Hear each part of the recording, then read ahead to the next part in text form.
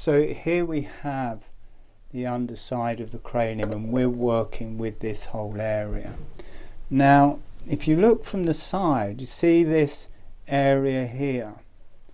This is, for me, quite a magical space, and it's not often people experience that area with the breath. They will experience the area in the nasal passageways and the sinuses in here, but not many people talk about the breath here as it comes over the cranial base.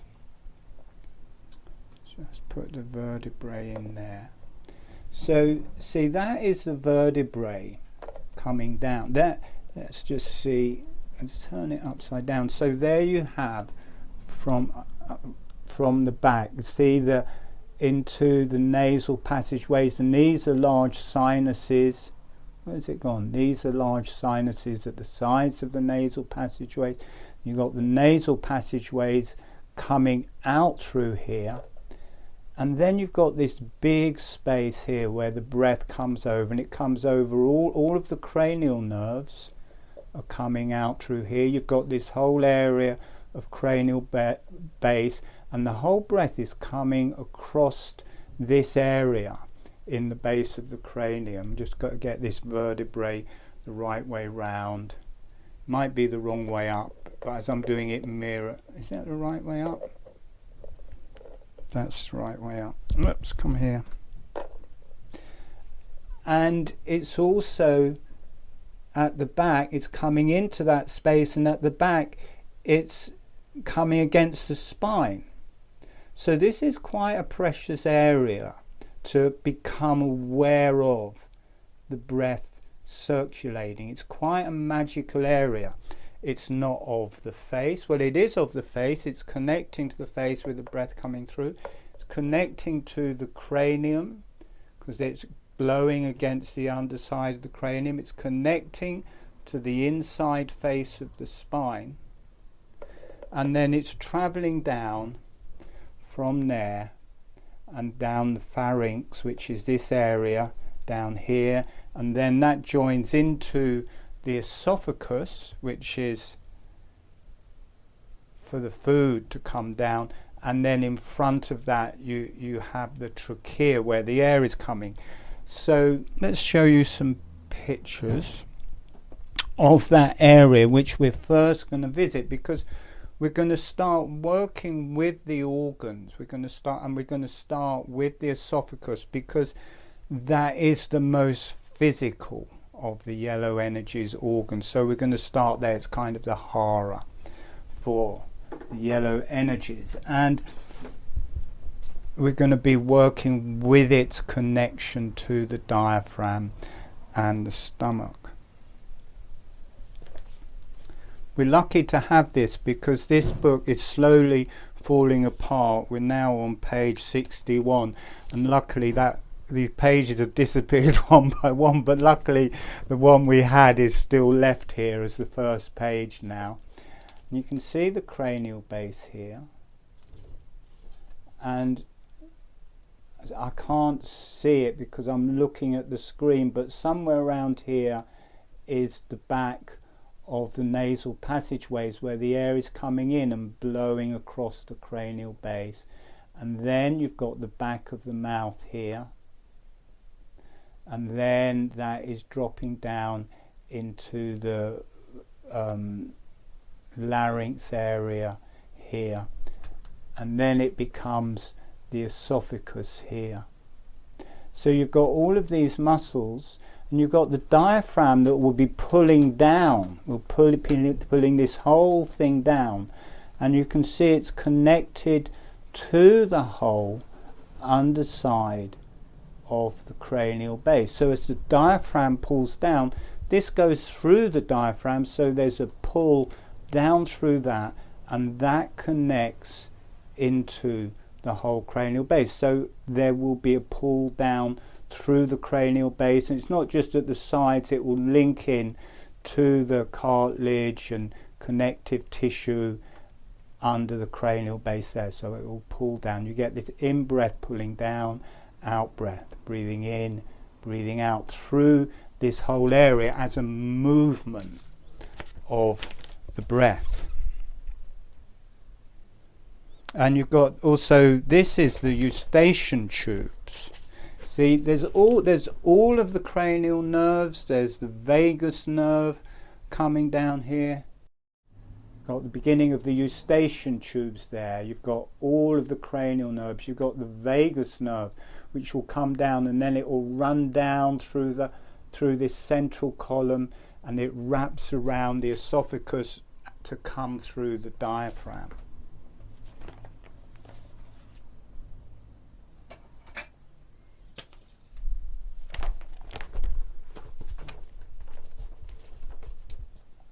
Here we have it coming down. So again, it's back to front for me. So it comes through the diaphragm. You've got its connection to the diaphragm there, the stomach here. And the in-breath, this all drops down. This central column is pulled down with it. Directly, the esophagus is pulled down because the stomach is under the diaphragm. The esophagus is attached, again I just can't see what is there, is attached to the trachea at the back, so that pulls down, but also the lungs, obviously as the diaphragm is pulled down, they expand to the sides, but they're pulling down as well. This pulls down the trachea, it relates up, it connects to the jaw, pulls the jaw down, connects the cranial base, pulls the cranial base down. So breathing in with the diaphragm, breathing in, breathing out, breathing in, breathing out. There's the sideways motion, but along with that there's an up-down motion of the diaphragm, and we're more working with that.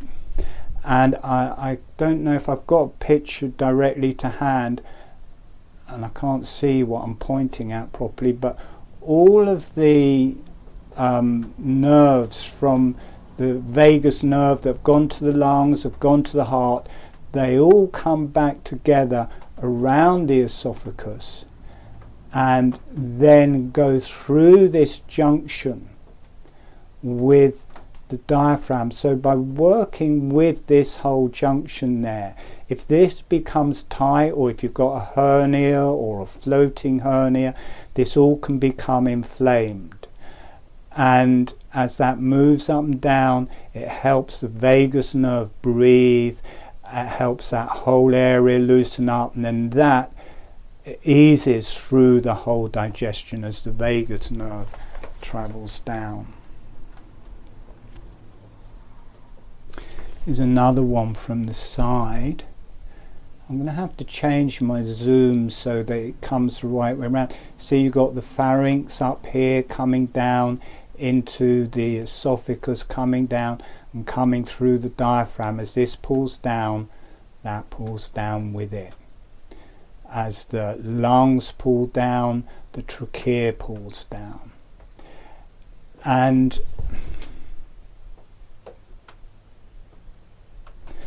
the diaphragm is connected to the lower vertebrae, but where the diaphragm at the top here, where it's connecting to where the esophagus is coming through, the ribs go back, so the diaphragm comes back here, and around this area it's not connected to the spine there, it's connected lower, so it's not held by the spine there, so the diaphragm moves up and down around the vertebrae. This can also become an area of kind of where it can get held, but we'll be really working with letting that area of the diaphragm move up and down around the spine.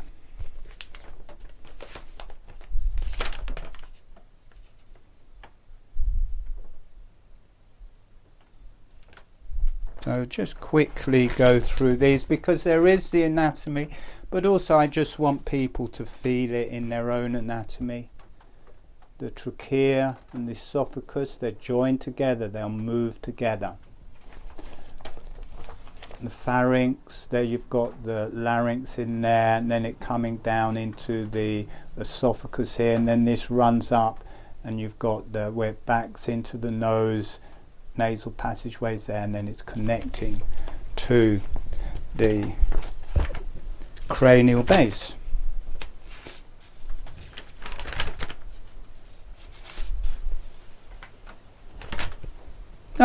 Okay, I have got pictures of that.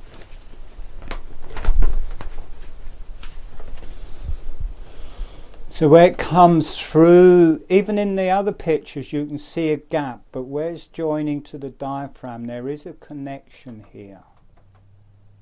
There is, it does connect from the diaphragm to the esophagus. How movable that connection is, I don't know, but there is a physical connection either side.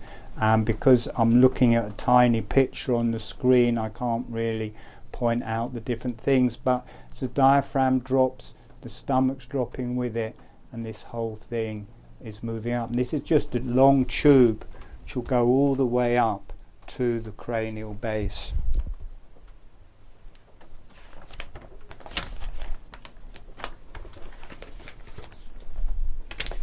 We have lots of different pictures of the vagus nerve wrapping around the esophagus in different areas before it exits through the diaphragm. Okay, so that is what we're working with. We're going to look a bit at the cranial base. We've got quite some extra people have arrived.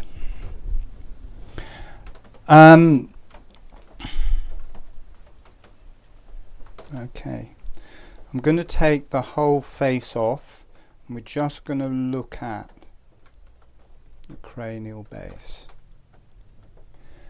Now, where this exits, let's show you with this actually first. Where the movement exits from craniosacral therapy and cranial osteopathy is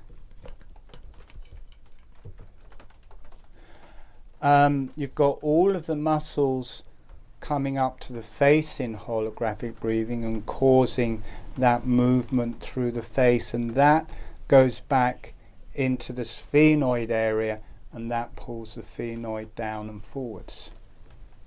Then you've got all of the muscles coming up into the back of the head, and to balance it, that is pulling down and back. Where the focal point is, it's all balancing on the spine. So the front is pulling down, and the fulcrum is where it's connecting to the condyles of the occiput. So it's opening down that way, it's opening down that way, and what it's sitting on is the spine. So that is what it's bowing around. In craniosacral therapy, it just has the sphenoid opens, and I'll show you that in more detail. So here we have it as part of the cranium. I'm going to take the sides of the cranium off.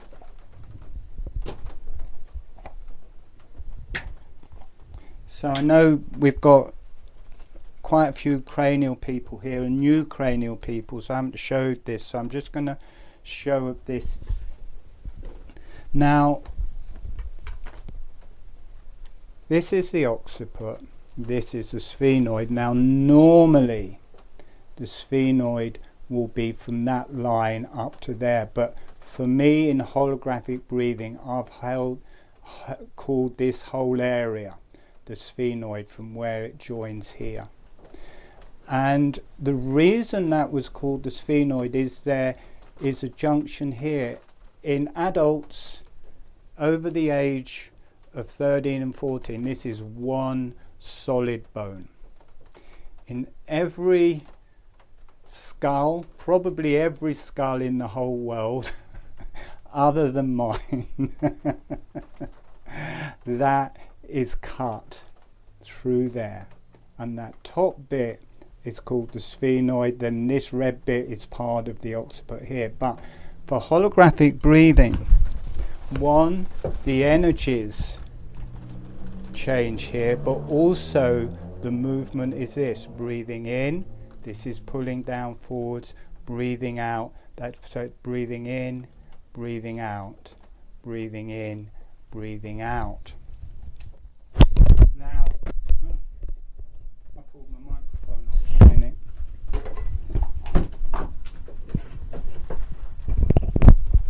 So what we're going to work with today, we are going to work with that as open, but we're going to open with all of the junctions that are open as a baby.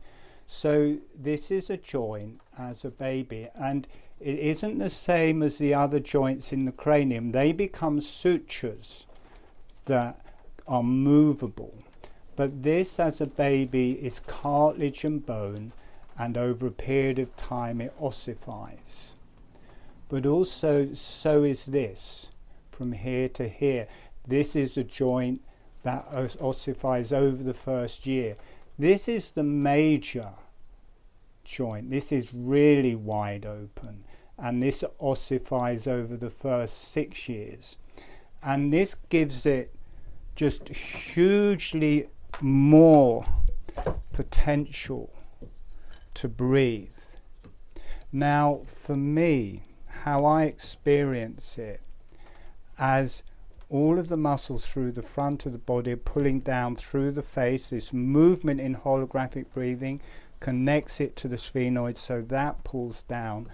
And rather than it just breaking here, it's a bowing. It's not like, oh, the joints open and their bones move freely. In holographic breathing, there's more attention through the bones, and the bones bend and move as well as the joints. And this whole thing bows down on the in-breath and lifts up on the out-breath. But in birth, where have I put the vertebrae? Oh, there's the vertebrae. Oops.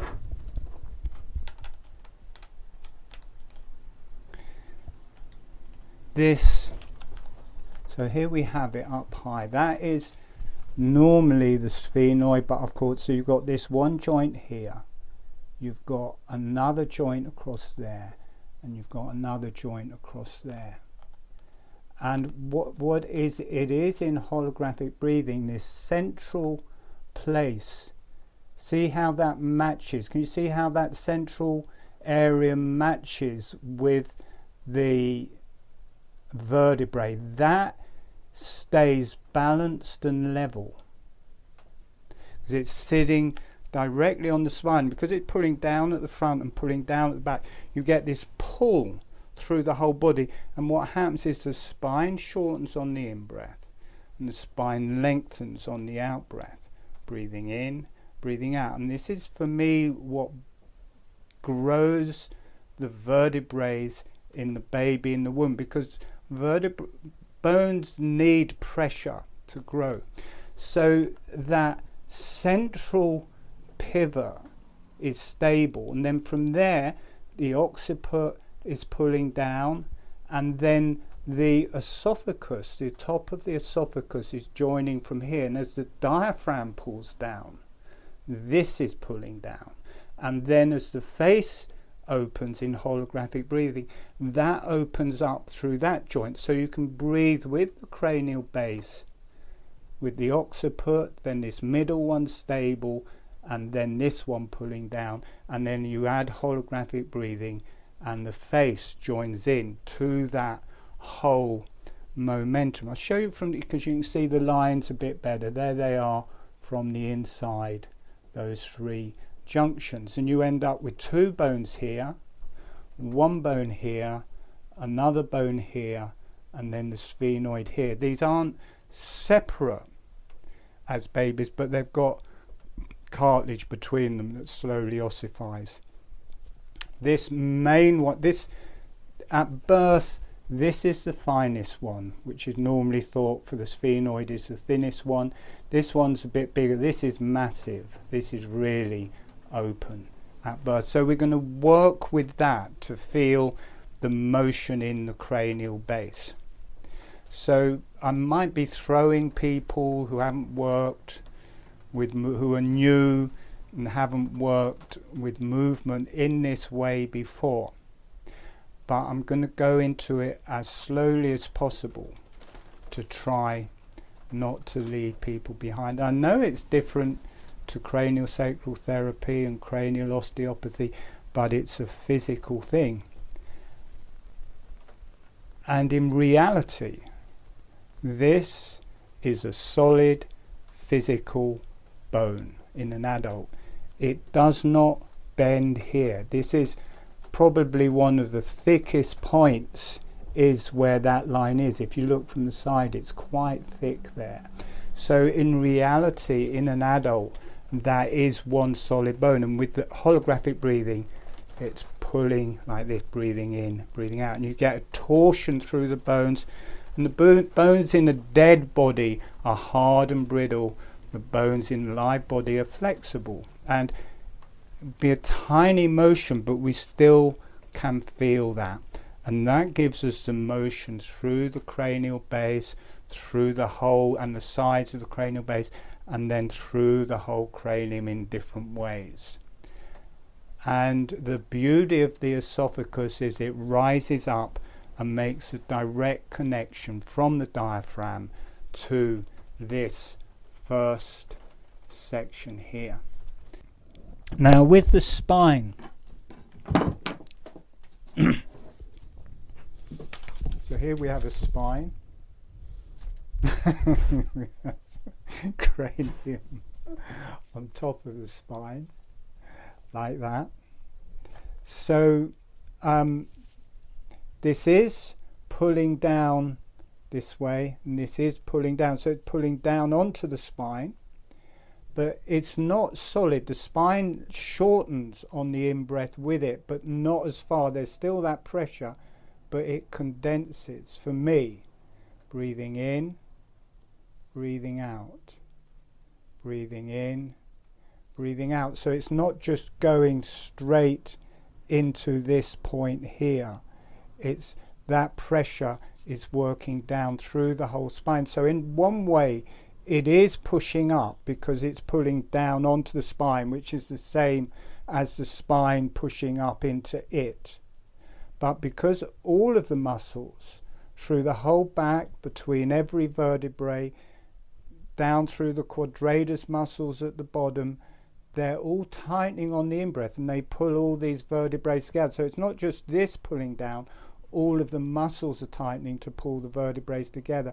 So the spine doesn't lengthen the opposite way round. It shortens, but it doesn't shorten as far, because this is just a straight pull down in each direction. That will pull the spine down, but also within each vertebrae it's pulling close together. So rather than you getting this massive pressure where the top vertebrae is pushing into the spine, it cushions it. Breathing in, breathing out, breathing in, breathing out. And this gentle pressure through the vertebrae with every breath. As that pressure's there, they fight to come straight, because if they're a bit out of a line and that pressure comes, it will push them more out of a line. So as the pressure comes, they all balance to try and come straight, and there are muscles, as they pull them together, they're also pulling them straight.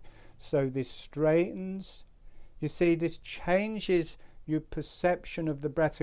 Oh, everything opens on the in-breath, everything closes on the out-breath. I'm showing you a very clear way. Everything shortens on the in-breath and everything lengthens on the out-breath, as well as the expansion. Because we're going through this central column, which is the shortening, we're very much experiencing that. But from the lungs, this may be shortening. You don't feel the shortening, you just feel an expansion in all directions. There's an overall movement to holographic breathing that will align your spine, that will work through your whole body, that will work through the cranium with every breath. But as we look at the different parts of the jigsaw puzzle, it will bring more awareness to that particular part, and it can give you an overall body of health that you don't have from. And I know no other breath work where you can actually feel, I may be wrong, I'll take that back, I don't know, but there may be, where you can feel this shortening. And in our normal breath, that is edited out. You don't feel the shortening because it will intrude in it. But in holographic breathing, you can feel the tension. You can exercise your whole spine. You can go back to birth and in the womb. You've got to remember, in the womb and after birth, everything is growing so quickly, aligning, healing. You're getting just billions of stem cells doing their job. Everything is soft. Brings you back to that point. Brings you back to your original matrix that everything is being formed out of. So there's a huge potential in health in that. So there is this overall motion, breathing in, breathing out, breathing in, breathing out within the spine. But also between all of the vertebrae, you've got the intercostal muscles, plus you've got the muscles running the length of the spine. And I'll show this little top bit so you can see the distance from the spine there. As those muscles tighten, breathing in, see it lengthening at the top, breathing out. It all integrates together. Breathing. Now when I show that, I can feel the energy in the group changing it, because it changes from an expansion, just an expansion, to people also taking on the quality of what happens in the spine. Breathing in, breathing out. It brings a different quality of the breath just looking at that. So there is this pressure. This is important, because if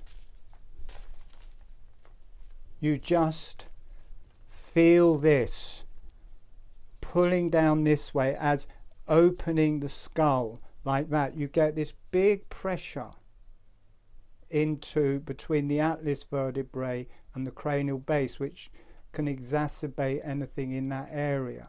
Or if you just feel it in the neck, you feel it into the vertebrae of the neck. But if you get the picture of it, it's a whole spinal thing that's cushioning, breathing in, breathing out, the whole length of the spine.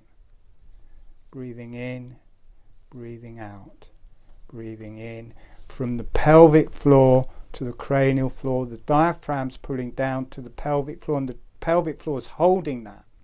There's another thing that is taught differently in holographic breathing.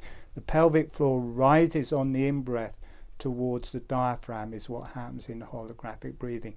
They both extend apart, so you can get a pull from the pelvic floor up to the cranial base, and directly from the diaphragm to this part, what I call the first part of the sphenoid. You've got the esophagus running down the spine this way.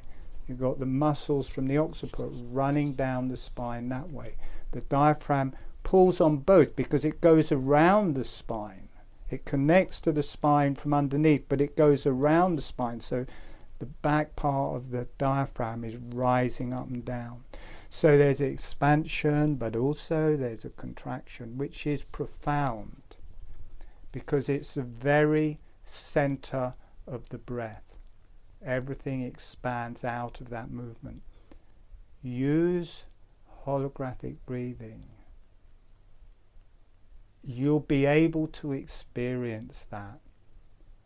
I don't know about other things. I don't really do anything else, but I haven't experienced it in other things. So you can use this to find a whole different dimension of the breath that you have not experienced before.